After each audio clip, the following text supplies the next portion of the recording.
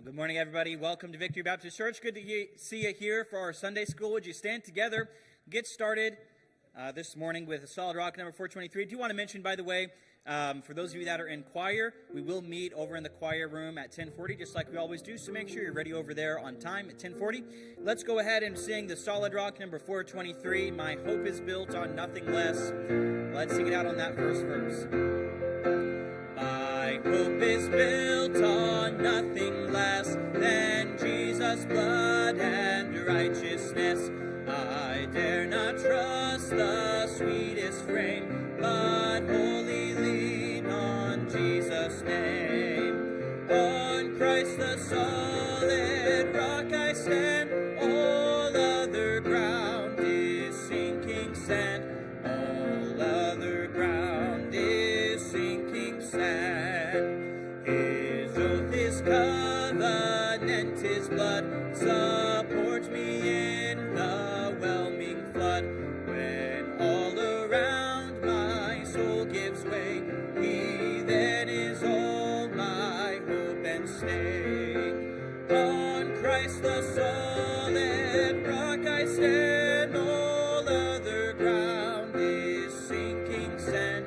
All other ground is sinking sand. Amen. Thank you for singing. You can be seated. Good morning. Good to see you today. Hope you had a good week last week, and I don't know if everybody's looking forward to all the craziness that's supposed to happen tomorrow, but I guess if we're ready for the apocalypse, then everything's good, right? I saw a sign this week that said it's eclipse, not an apocalypse, so everybody just chill out. So I think that's good information to have, but whatever, it is what it is, but it's good to be here this morning. So as we often do, we have missionaries that come in, some that we are already supporting, and so we like to always have people come back and share what God has been doing on the fields that they are. And then, of course, we're always trying to look for new missionaries. And so God's still calling people to mission field.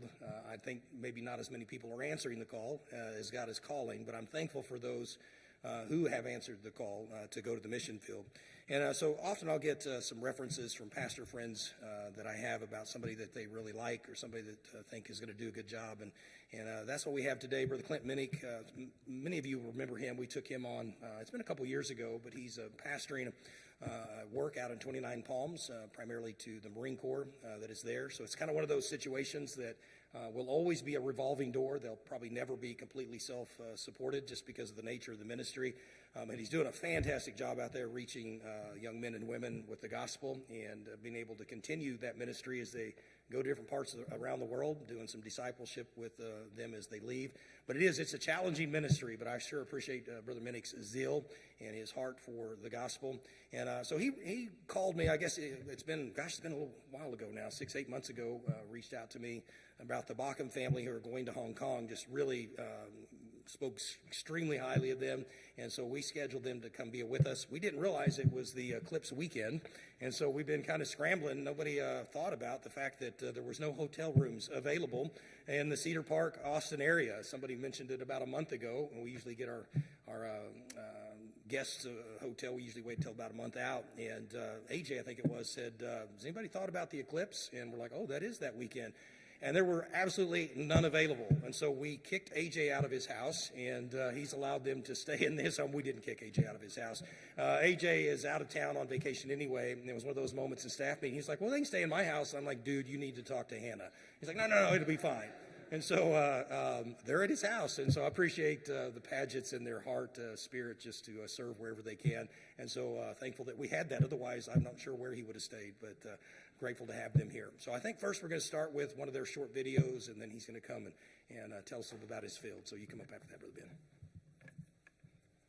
Ben. Hi, my name is Ben. And I'm Ashley. We have 4 children, Levi, Titus, Jude, and Selah. We'd like to take a couple minutes to tell you about the opportunity God has given to our family to reach Hong Kong.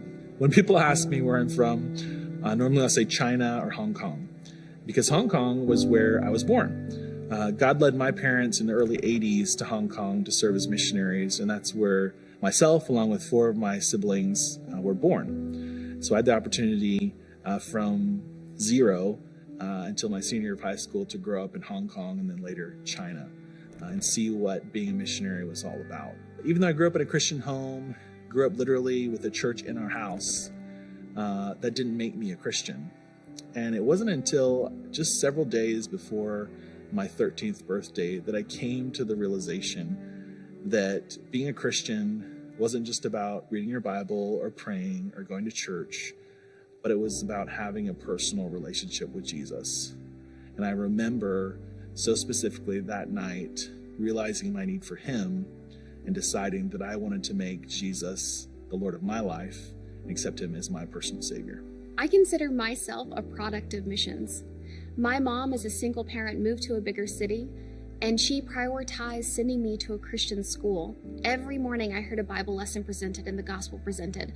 About a year and a half in, I remember the teacher asking if anyone would like to accept Jesus as their Savior, raise their hand. And I went forward and we held hands with all the other little kids, but of course that was way too distracting. So a couple nights later, I remember flipping channels in my bedroom, and I came across one of the classic Bible epics. We've got Christ hanging between the two thieves, the ground begins to quake, the sky darkens, and at that moment I realized all of this was for me.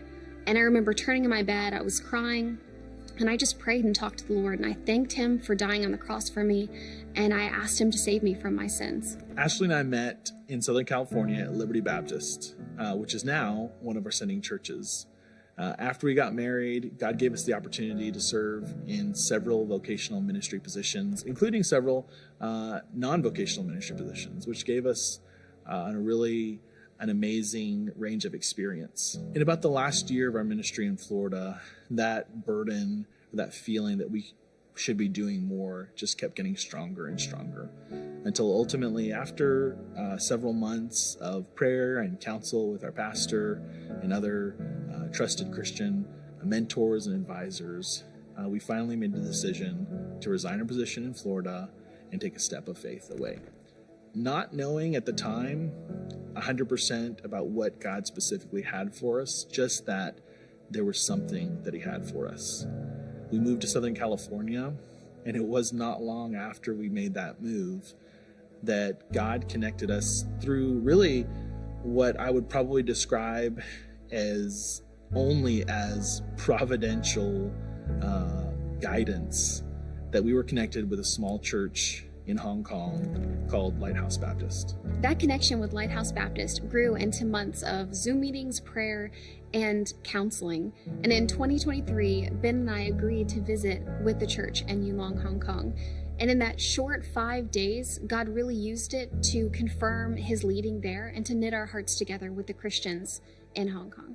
It was during that short trip to Hong Kong that God reminded us again of the incredible need of Hong Kong for the gospel, but also the amazing opportunity that exists currently. There was this one conversation that we had with the taxi driver as we went around the town there, and we were talking about kind of the city and what life was like there. And he began to tell us that ever since the handover from the British control to Chinese control in 1997, there had been this growing feeling of uncertainty. And because of that, there was a series of violent protests that began in 2015 and went all the way into 2020, which also resulted in a large amount of Hong Kongers becoming so helpless and disillusioned that they began to just leave the city and emigrate to countries like the US or England.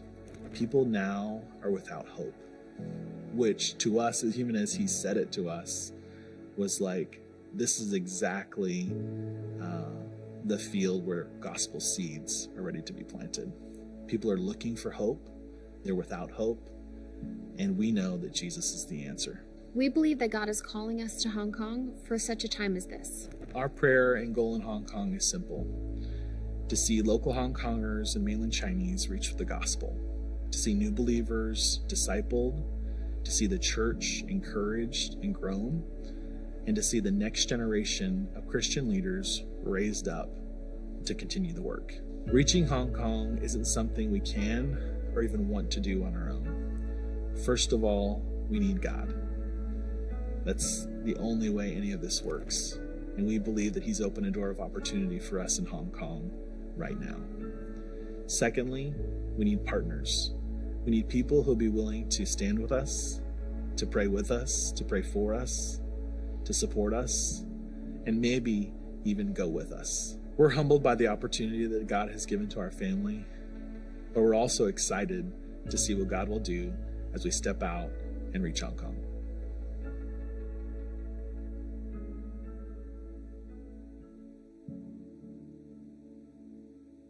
Well, good morning, everybody. Is it okay if I stand down here? Is that all right? I always like to sort of get closer to people, if that's okay.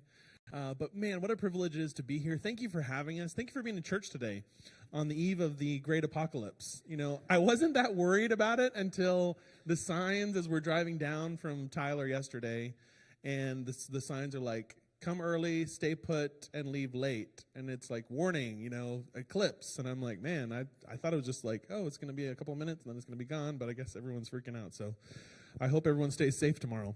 We'll see what happens. But man, such a joy to be here. Thank you for the invitation, Pastor. And I guess I should thank Clint Minnick as well for the connection there. We're so grateful for him. We had the opportunity to see his work out in 29 Palms several months ago. Our home church, one of our sending churches, is actually in Newport Beach, which sounds really fancy, and I guess it kind of is, but we don't live there. But wonderful ministry there that supports Clint and the work that he's doing there in 29 Palms, reaching young Marines with the gospel, seeing them disciple, doing a great job there, and really a joy to be able to be with you guys as well. We've enjoyed being in Texas the past several days. My brother lives in the Tyler area. So we spent a couple days with him and are down here now this weekend. Looking forward to sharing with you guys about Hong Kong, what God is doing there. And really, ultimately, if I had a goal and a purpose this morning as you're here, it's really to encourage you and to just sort of point out how awesome God is and the work that He's doing around the world. I think sometimes it's easy to kind of live our lives and kind of do our things and just kind of go about our Christian lives and not really realizing all the amazing things that God is doing around the world. And if I've learned anything just in the past several months of being able to travel around the country, we've been from California to Florida to Minnesota and Wisconsin, Ohio and Virginia, all around. And sometimes we think, oh, you know, America is going down the drain, everything's going bad, you know, and there's no hope for our country and what's going on. But can I just encourage you and challenge you that God is at work all across the U.S., all across churches, sometimes in small places, out of the way places where you think, what's going on here? But people are being saved. People are being baptized. People are being discipled. Lives are being changed. Marriages are being restored. People are being freed from addiction. God's power is at work, not just in America, too, but around the world. And we had an opportunity just last year to go to Hong Kong to see what He's doing there. I grew up in Hong Kong and China, as you heard. And now, as a second-generation missionary, I had a privilege to go back to Hong Kong and continue to be a part of what God is doing. And ultimately, this is the work of God. I'm just a regular guy. I did have the wonderful privilege of growing up in China. I could speak Mandarin and all these things. But the work in Hong Kong is so far beyond my capabilities, my family's capabilities. There's no way. Hong Kong is a city of about 7.2 million people. And I actually have a graphic. Can you guys show that map, the kind of side-by-side map? I brought this because I want to kind of give you a little bit. I don't know, I spoke to a couple people that know a little bit about Hong Kong and have visited there. But just to give you a little bit of idea about what Hong Kong is like, so this is a side-by-side map. On the left, you'll see Hong Kong. You got the outline there. You got China there to the north, Shenzhen, which is the bordering city. And then on the right-hand side, I actually superimposed the outline of Hong Kong over this area. You kind of got Austin in the down there below. You have Round Rock, and I don't know, it's kind of hard. Cedar Park, I think, is off to the left-hand side, but that's all the area of Hong Kong.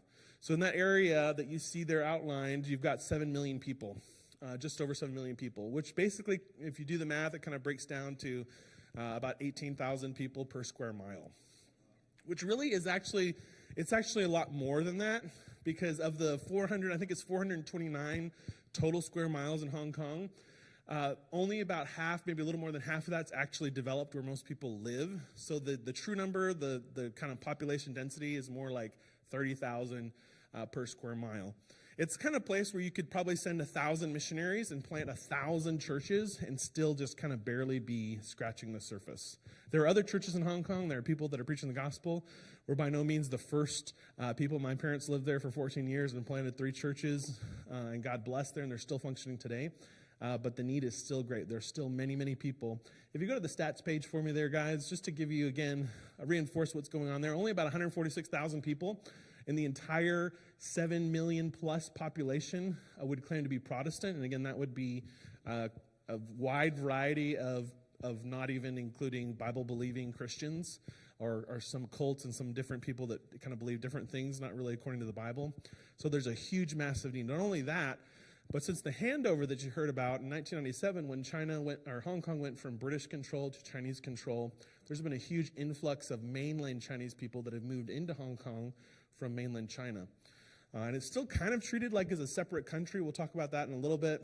But really a huge opportunity now there as well, not just for the people in Hong Kong, but just across the border in China, there's over 1 billion people, many who have yet had an opportunity to hear a clear presentation of the gospel.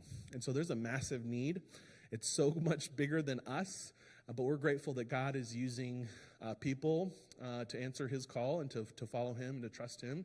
And really, people sometimes ask, how do you even kind of do this? How are you going to approach a ministry where the need is so massive and it's so overwhelming?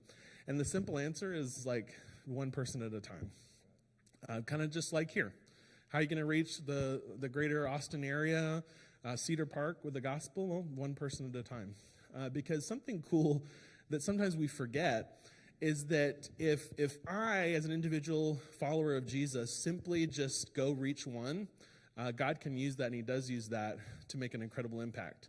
There's an illustration I love to use whenever I'm with kids or kids groups, just to kind of illustrate this. Is like I'll have one kid stand up and say, pretend you're the only Christian in this entire room, and you share the gospel with one of your friends, and then he goes grab their friend and say, hey, I'm going to share the gospel with you. This friend trusts Christ, comes to the Lord. Now you stand up to. Now there's 2 people standing. Well, now each of us have an opportunity to go reach another person with the gospel. And now 2 people turns into 4, and then 4 people turns into 8. And pretty soon, the entire room is standing simply because just one person decided, here, Lord, here am I. And we're so grateful for what God has done in allowing us the opportunity to serve him. This is his work. We just get to be a part of it. We can't save anyone, but he's saving people every single day. We just have to be faithful to go and share the word, and he does all the heavy lifting. So we're grateful for that. We have a unique opportunity, too. So we started Deputation full-time in January, just several months ago, and our plan is to head to Hong Kong by the end of October of this year, potentially the first week of November, depending on kind of some scheduling things. So that's only about 10 months. Now, typically, most missionaries will spend a year, 2 years, maybe even 3 years on what we would call deputation or raising some support and connecting with churches like yours. But because of the unique circumstances that God has given us, we're trying to crunch that 2 or 3 years down into just 10 months for a couple of different reasons. But one of the cool things that God has done, because we're connected with this church, and I think there's a picture of the church there, kind of the front of the building. We can show that there, guys. So it's kind of hard to see, but this is kind of a typical street view in Hong Kong. We got some shops down below. So the church, you see that blue sign over to the right? That would be the sign of the church. The church owns that second floor area. It's only about, I want to say it's probably around 3,000 square feet or so. It's a church of about 30 members that needed a pastor, and they reached out to us, and God connected us with them. So that's where we're going to begin our ministry, which is awesome for multiple reasons. Because when we show up in October or November of this year, we're immediately going to begin to begin our ministry there, working in a church, preaching the gospel, reaching people, discipleship, kids groups, and all the things that you would have in a normal church. So from day one, we'll begin to make an impact, Lord willing, to see God bless that church. Eventually, our prayer and design would be that God would raise up a local Chinese pastor and a family to lead that ministry, and then continue church planting in Hong Kong, and then cross the border into China as well, as he gives us opportunities to do that, because there's such a massive need. And helping with training and mentoring and leadership development for Chinese church planters as well in Hong Kong. Because as China becomes increasingly difficult as well to be closed to foreign outside missionaries, many missionaries, I was talking to somebody this morning as well, who knows a missionary that was kicked out of China. That's becoming more and more common. And so kind of the challenge is, how do we continue to facilitate church planting efforts and the gospel being brought into China?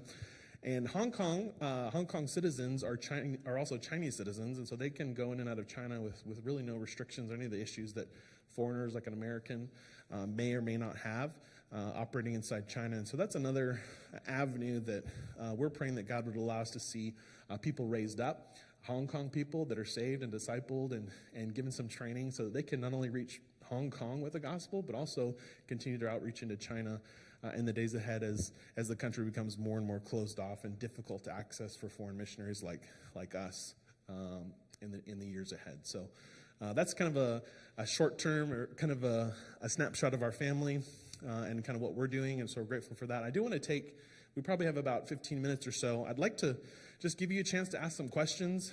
This is just kind of informal. I found that's kind of the best way for you guys to get to know us and us to get to know you. And by the way, I've learned that sometimes people don't like to ask questions. So I have some questions. If no one asks me a question, I'm going to start asking you guys some questions. So if you don't ask questions, there's a warning. If you don't want to be called on, then start asking questions. But I love to chat. And my wife is here too. Ashley is sitting right here. I always like to put her on the spot as well. She answers questions a lot better than me. So if you have a question, I'm happy to hand her the microphone. That's why I asked the guys for a handheld so I can hand it off to her. Yes, sir. So, at least from the news from starting 2015 to 2000. Hold that so people can hear you. So starting 2015 to 2000, right? I mean, with the unrest, we know China has a larger reach and influence in terms of the way governments run, a bunch of different things. So I know China is a very close country with a lot of problems. There must be a bunch of things in Hong Kong.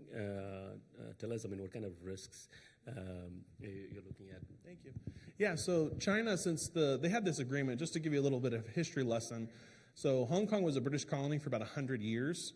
In 1997, it handed back control from Britain to China. And they said that China said, we're going to leave the kind of government and the regulations, the laws in place for 50 years before we do anything. And of course, the totalitarian communist regime of China didn't keep their word. I know that's surprising to many people.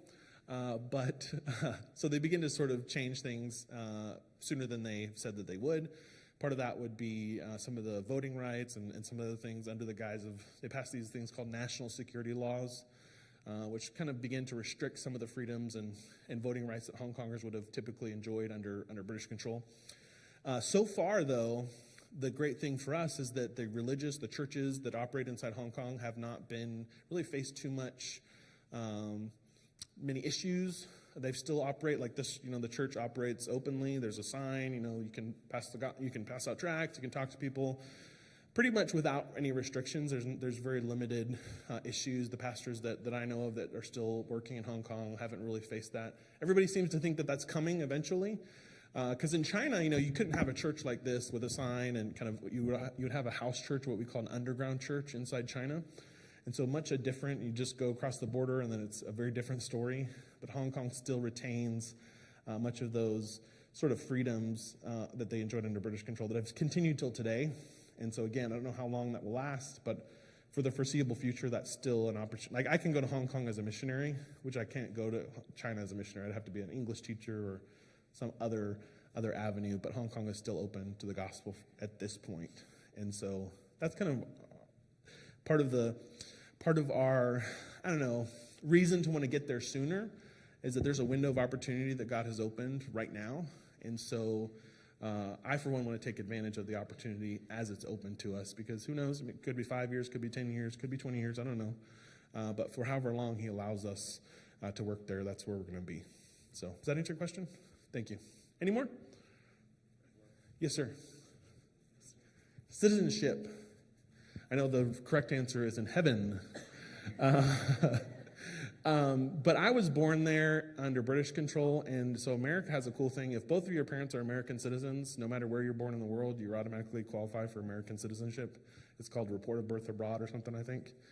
I think they may have been able to apply for a British passport for me when I was there at that time, but they didn't, which I guess would have been cool, but I'm happy just being an American. I think it's pretty cool. No, sir, no. I'm just a plain old American. America. I do, yes, sir. She's going to have to grind through. Please pray for her in Hong Kong. So we've had the opportunity to work in a couple of Chinese churches. So in California, when we were first married, we worked in 2 different Chinese ministries. And so she's already had some experience working in the Chinese culture and Chinese ministries. She didn't grow up speaking Mandarin like I did, so she's not fluent in Chinese, but she's taken upon herself to begin to learn. And obviously when we get to Hong Kong, she'll have to spend some additional time studying the language. And the kids, I think, will be fine. I don't think they're really going to have any problems. Our oldest is 7. And actually, that was just about the age that I was when we moved from Hong Kong. I was probably 8. We went from Hong Kong to China. And in Hong Kong, at home, they'll speak mostly Cantonese, Gongdonghua. And then when you go to China, most people are going to speak Mandarin. And so Mandarin is the one that I'm most comfortable in. I can preach and teach in Mandarin pretty well. And since the handover, Hong Kong, the primary language of Hong Kong is becoming more and more Mandarin anyways. And so that really is perfect for me. Because my Cantonese is just Mama Day. It's just kind of gay ho. It's like not too bad, but Mandarin is pretty well. So, any more? I'm checking for her approval. When I ask a question, did I answer that one okay? Thank you. Yes, ma'am. Good question. I'm not sure yet. Hopefully somewhere that has a roof and air conditioning, because Hong Kong can get pretty hot. We're not sure. The cool thing, actually, I don't think I mentioned yet, was when we accepted the call there to go to Lighthouse and begin our ministry there, I said, they had already been without a pastor for about 2 years. And I told them, hey, we're going to need to raise support, and this is going to be probably, best case scenario, a year before we can arrive. And I said, we really need to pray about that God would bring a kind of an interim pastor, someone that could come in and help lead the ministry. And I said, I have no idea who that would be and how that's going to work out, because it's really kind of a unique situation, and like lots of things would need to come into place. And so we just say, let's pray and we'll see what God does. And in October, my mom and dad, who are kind of semi-retired now, they have served in Chinese ministry for about 40 years in Hong Kong and China. They said, hey, we'll go for a year, we'll come in a year. My dad is, I think, 72 this year. And so they were kind of praying about their future and kind of what God had for them. And they said, hey, we'll go for a year. And so they're there right now, working at Lighthouse and kind of leading the ministry until we arrive later this fall. So God's been really good there as well, and giving them an opportunity there. And I'm grateful for them for kind of taking a big step of faith, because when they kind of begin to think about retirement, a lot of their financial support from churches actually kind of went away, which is fine. They were no longer actively on the field in China. And so they kind of were like, well, we're not really sure how this is going to work out, but we're going to trust the Lord. And so he's provided, and he really done a great job. They just had a young person saved last week in their services there. And so God's really already doing a great thing. They had a high day. So this is actually really cool. So March had 31 days, right? So they kind of had an outreach. Dad's been trying to encourage them with kind of outreach and, hey, let's bring someone to church. Let's share the gospel with our friends and invite someone to church, come with you. And so they had a goal in March, the last Sunday, which was Easter, right? Easter was the 31st.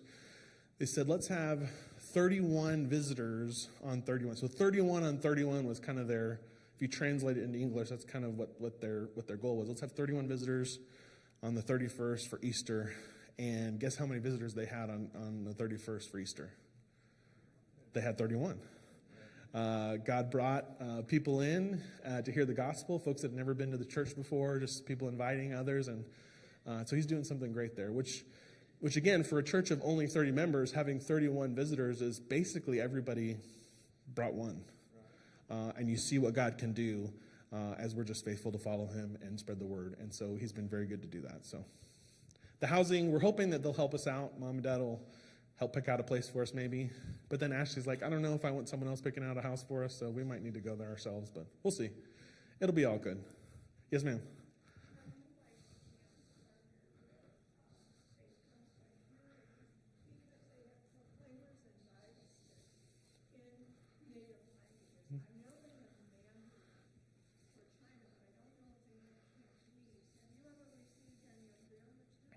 I don't think I have, no ma'am. I don't think I've ever heard of that ministry.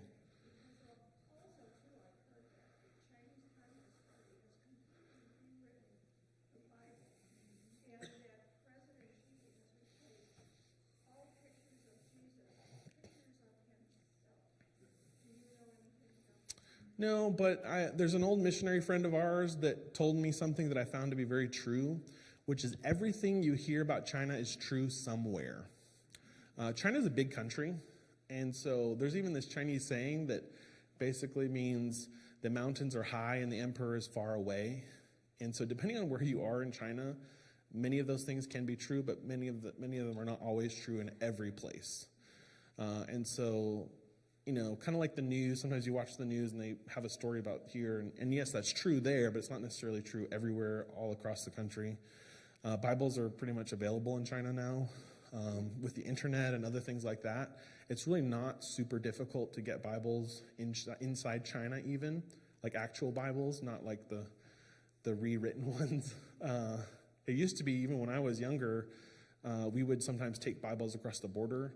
I probably shouldn't admit to like international smuggling, but we did that for a time because back in the day, Bibles were not really readily available. But with the advent of internet and stuff like that, it's really not the case anymore. And so you can access a Bible inside China, for the most part, anywhere now, which is great. So, any more? Yes, sir. Have you been to mainland China where the Yellow River is? I have, yes, sir. Yeah, you have? I have. I made a jump in there in the 70s on top secret mission. Wow, very cool. Appreciate your service. I didn't get to jump. I haven't. I prefer to stay inside the airplane usually. It works out better for me, I think. Any more over here? Yes, sir.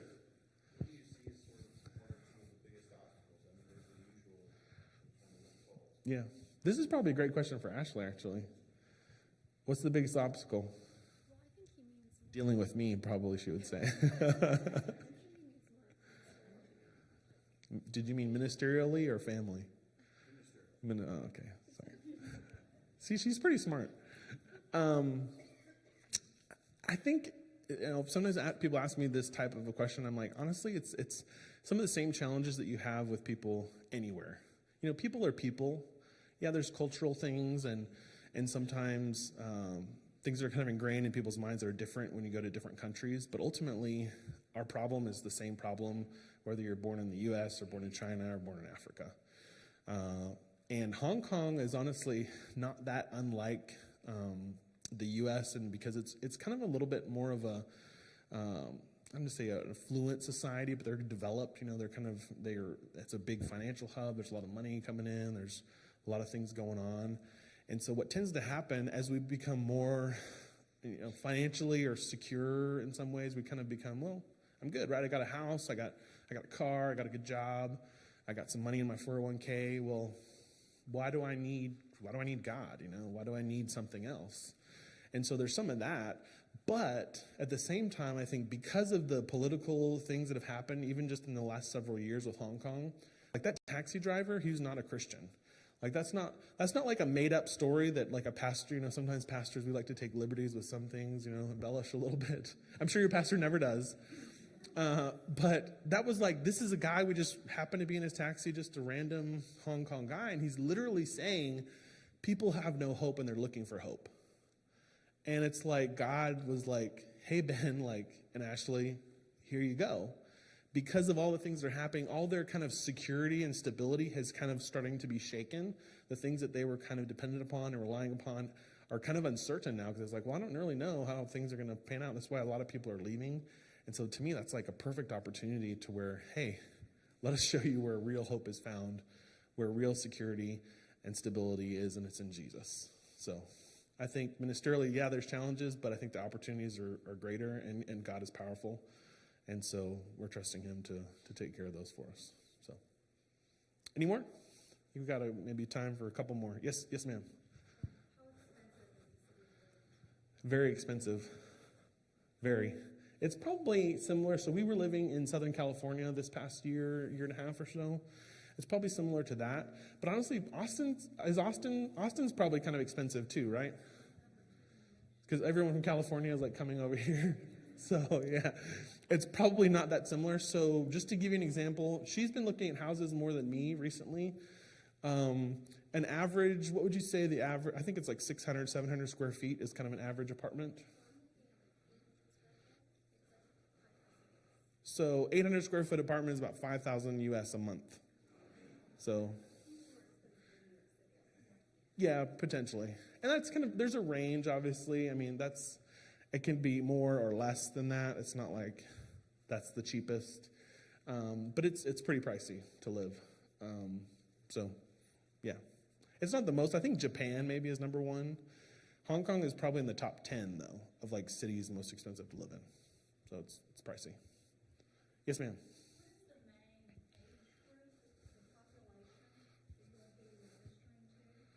So it's pretty.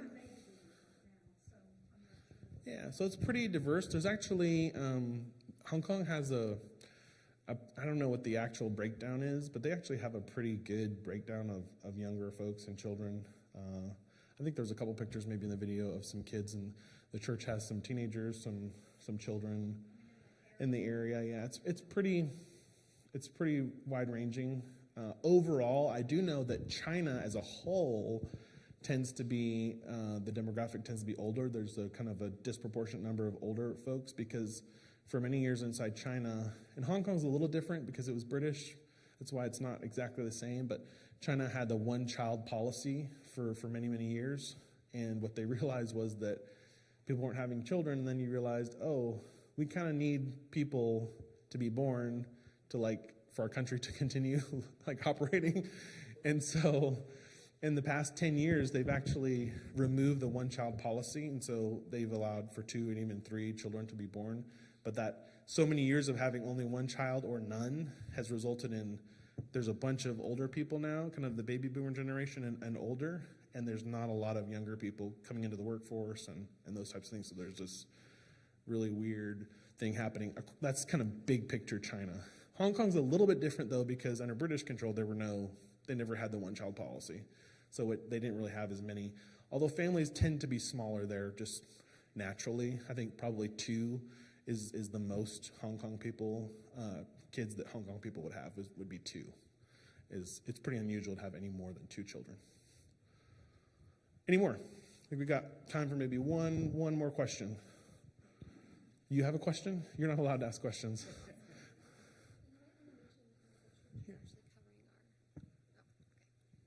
She didn't get to talk yet, so is that okay if she talks? Okay. Sorry, just to go back to the housing question. So the church is actually going to cover our housing, and that's why we're able to get to the field actually so quickly. We're not going to have to raise that $5,000 extra a month. Yeah, and so, short term, I'm sorry, I forgot about that. It's kind of a big deal, I guess. Is for these first several terms that we're there, the church is going to help us with housing. And so that lets us kind of get quicker. Eventually, when they have their own pastor, we'll have to raise some additional, support for ourselves. But this allows us to get there quickly. Rather than raising 100% of our support, we can raise about 70% right now. So that kind of expedites the process for us. It lets us get there, and then, several years down the road, we'll start to change that. But yeah, maybe one more, since Ashley's question didn't count. Yes, ma'am.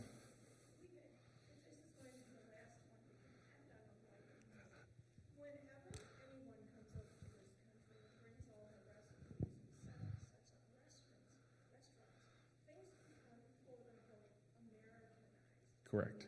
I was in Hong Kong, so to speak, Cantonese. Would I recognize Cantonese food? Would it relate to anything that I've grown up with in this country, or is it something? Probably not. So the best analogy that I can think of, I think, is it would be like calling Taco Bell Mexican food.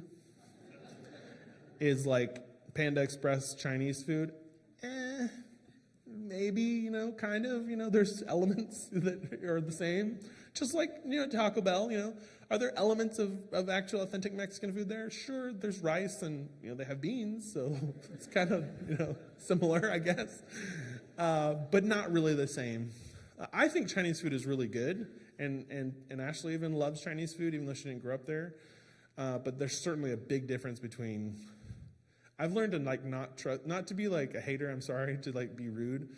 But when I'm in Alabama and there's a Chinese restaurant that's really well rated and the guy's like, this is the best Chinese food I've ever had. I read the ratings. I'm like, yeah, but what Chinese food have you had?